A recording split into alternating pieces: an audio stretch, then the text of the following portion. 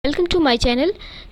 आज के वीडियो में एक नया टॉपिक है जो कि है factors that influencing the decision on the selection of crop and cropping system. ये आपके जो भी आपका अभी करेंटली जो एग्ज़ाम होने वाले हैं एग्रीकल्चर से रिलेटेड, उनमें ऑब्जेक्टिव में इस टाइप के भी क्वेश्चन आते हैं और थ्योरेटिकल भी। आप अगर मेंस लिख रहे हैं एग्रीकल्चर का या अदर एग्ज़ाम जिसमें एग्रीकल्चर मेंस रहता है, ठीक है, तो उसमें भी ये यूज़फुल है क्योंकि ऐसा क्वेश्चन आता है कि हम जो क्रॉप का सिलेक्शन करते हैं, ठीक है, यानी क्रॉप यानी जो भी फसलों का चुनाव करते हैं और जो क्रॉपिंग सिस्टम का हम मतलब चुनाव करते हैं, ठीक, या यूज़ करते हैं, तो उस टाइम हम कौन कौन से ऐसे कारक हैं या फैक्टर है जो कि ध्यान में रखते हैं।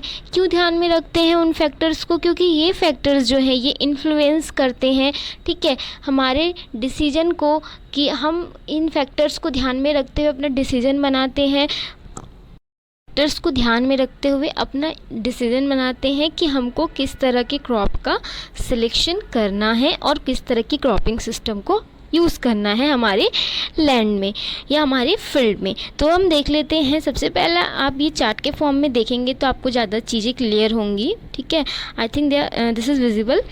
So selection of crop and the cropping system. सबसे पहला यहाँ पर हम देखते हैं आपका कोई भी चीज़ सबसे पहला है वाटर से रिलेट करता है ना। वाटर के बाद आपका है जो भी आपके सॉइल कंजर्वेशन मेथड्स हैं, ठीक है, ये सारे एक दूसरे से इंटर रिलेटेड है, इसलिए एरो इस तरह से है, ठीक है। तो सॉइल कंजर्वेशन मेथड्स में आप मेरे प्रीवियस सॉइल कंजर्वेशन वीडियोस देखना, उसमें क्लियर हो जाएगा आपको।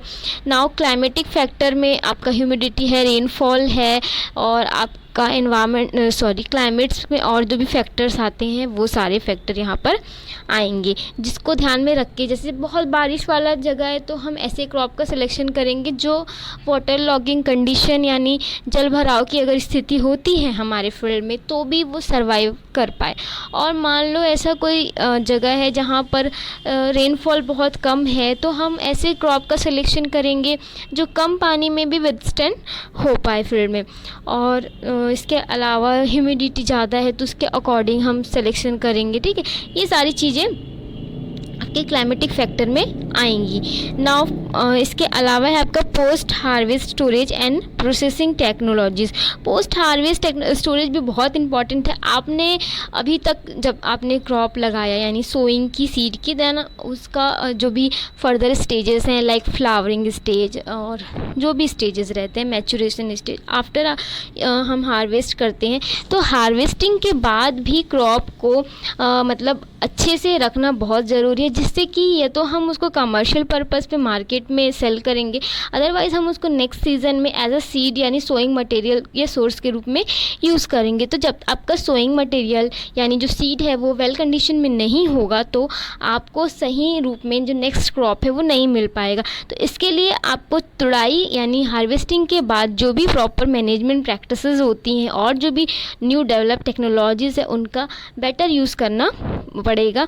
और इस टेक्नोलॉजी मतलब कि आपके एरिया में वो टेक्नोलॉजी अवेलेबल है कि नहीं, कोल्ड स्टोरेज की फैसिलिटी है कि नहीं, और जो भी पोस्ट हार्वेस्ट मैनेजमेंट प्रैक्टिसेस है उसमें आपके यहाँ पर किस टाइप का है, उसके अकॉर्डिंग आप क्रॉप और क्रॉपिंग सिस्टम को सेलेक्ट करते हैं।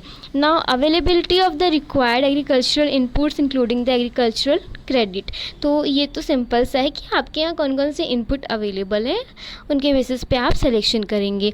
इसके अलावा पब्लिक एंड प्राइवेट एक्सटेंशन जो भी हैं, ठीक है, इन्फ्लुएंस जो है उनके बेसिस पे, एंड कुछ पॉलिसीज़ एंड इसके हो सकता है आपके एरिया में यानी आपके राज्य में कोई ऐसी पॉलिसीज़ हो, मान लीजिए दलहन के ऊपर पॉलिसीज़ यानी पल्सेस के ऊपर कुछ पॉलिसीज़ हो, तो आपको एक्स्ट्रा इनकम मिल रही है उससे, तो आप सीरियल को ना लगाकर ऐसे क्रॉप चूज़ करेंगे जो पल्सेस की कैटेगरी में आते हैं। तो ये ऐसे चीज़ें जो है ये इन्फ्लुएंस कर रही हैं आपके सिलेक्शन मतलब जो है क्रॉपिंग सिस्टम को और क्रॉप के सिलेक्शन को, ठीक। Marketing, demand and availability of market infrastructure, obvious सी बात है अगर आप पेरिसेबल कमोडिटीज़ ले रहे हैं अपने फील्ड में, लाइक वेजिटेबल, फ्रूट, जो बहुत लंबे समय तक आप स्टोरेज नहीं कर सकते हैं क्योंकि उनका नेचर पेरिसेबल होता है, बहुत जल्दी ख़राब हो जाएंगे अगर उनको प्रॉपर टाइम पे आप क्या करेंगे, मार्केट नहीं करेंगे।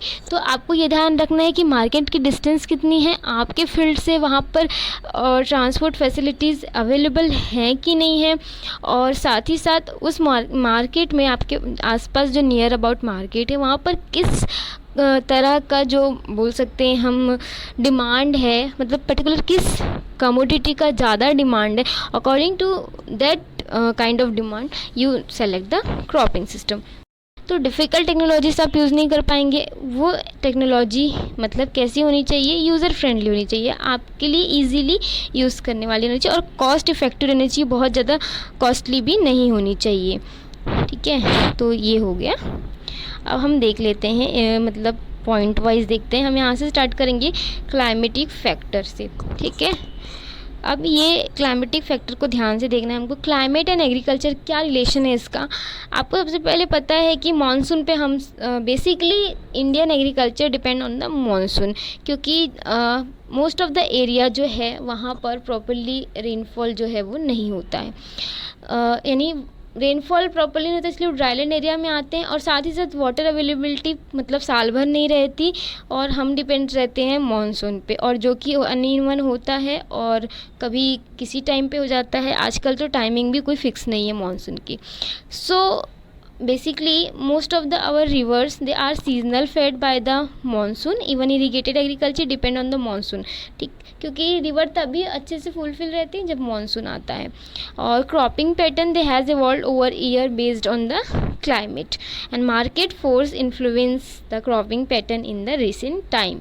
सो here climatic factor and crops, rainfall जो है they drive water availability and determine the sowing time in rainfed crops. कैसे डिटरमाइन कर रहा है, आपको पता है कि आपका खरीफ सीज़न है, तो आपको लाइक जून में आपको पता है कि रेनफॉल स्टार्ट हो जाएगा, तो आप क्या करेंगे, खरीफ सीज़न के क्रॉप जो हैं उनको सेलेक्ट करेंगे, क्योंकि आपको पता है कि खरीफ सीज़न के क्रॉप को ज़्यादा वाटर रिक्वायरमेंट की नीडेड होती हैं, और जब पानी मतलब जून में पानी गिरेगा तो वो रिक्वायरमेंट फुलफ़िल हो जाएगी। इसलिए आप कौन से क्रॉप सेलेक्ट करेंगे, जो आपके खरीफ सीज़न के क्रॉप हैं।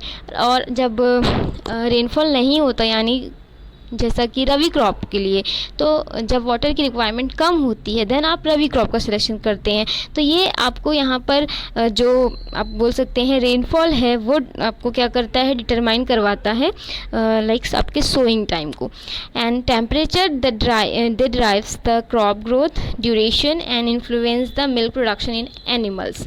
तो जो टेम्परेचर है, हाई टेम्परेचर क्रॉप ग्रोथ के लिए अच्छा नहीं होता है। ठीक है, एक मिनिमम और मैक्सिमम टेम्परेचर होता है जो कि ग्रोथ को इन्फ्लुएंस करता है, और ड्यूरेशन यानी क्रॉप हमको जैसे हमारे एरिया में लंबी अवधि तक मान लीजिए टेम्परेचर यानी तापमान जो रहता है वो दिन की अवधि में लंबा नहीं होता, तो हम शॉर्ट डे रिक्वायरमेंट क्रॉप है उनका सिलेक्शन करेंगे। इसके अलावा डे न्यूट्रल प्लांट ले सकते हैं हम।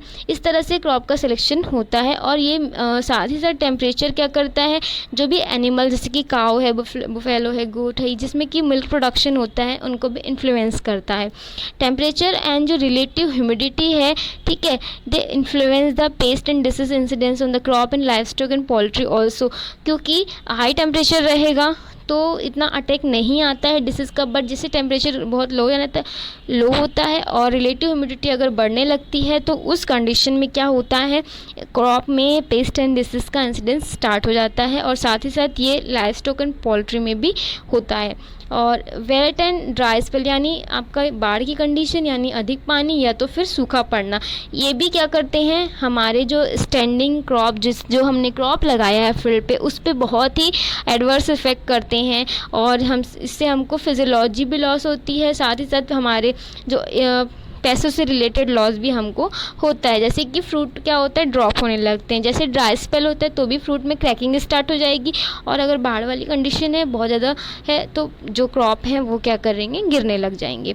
तो और इसके अलावा कुछ एक्सट्रीम इवेंट्स रहते जैसे कि किसी समय मतलब फ्लड हो गया, हीट कोल्ड वेव, मान लो जी मतलब ये डिज़ास्टर हैं एक तरह से। Cyclone, hail, frost, they cause innumerous losses of standing crop, livestock and fisheries. ठीक है, तो ये एक ऐसे इंपॉर्टेंट फैक्टर्स हैं जो कि हमारे क्रॉप के सिलेक्शन को बहुत ज़्यादा अफेक्ट कर रहे हैं, डिटरमाइन कर रहे हैं। तो इस तरह से चीज़ें जो हैं वो हो रही हैं। नाउ हम जो इम्पोर्टेंट पॉइंट्स हैं उनको देखेंगे। ठीक है, हम जो है ये टॉपिक नेक्स्ट वीडियो में मतलब कंटिन्यू रखेंगे। वीडियो लंबा हो जाएगा, आप वीडियो देखते नहीं जब लंबा हो जाता है वीडियो, तो नेक्स्ट वीडियो मतलब जल्दी आ जाएगा, मे बी कल आ जाएगा। तो ये मैं कंटिन्यू रखूँगी। और FCI से मतलब आपका जो FCI का एग्ज़ाम है उसके लिए ऑब्जेक्टिव क्वेश्चन के वीडियो बनाने के लिए रिक्वेस्ट आए थे एक स्टूडेंट का, तो वो वीडियो भी मैं स्टार्ट करूँगी। So thank you for watching this video. Video अच्छा लगता है, चीज़ें समझ आई तो लाइक कर दीजिएगा। So thank you.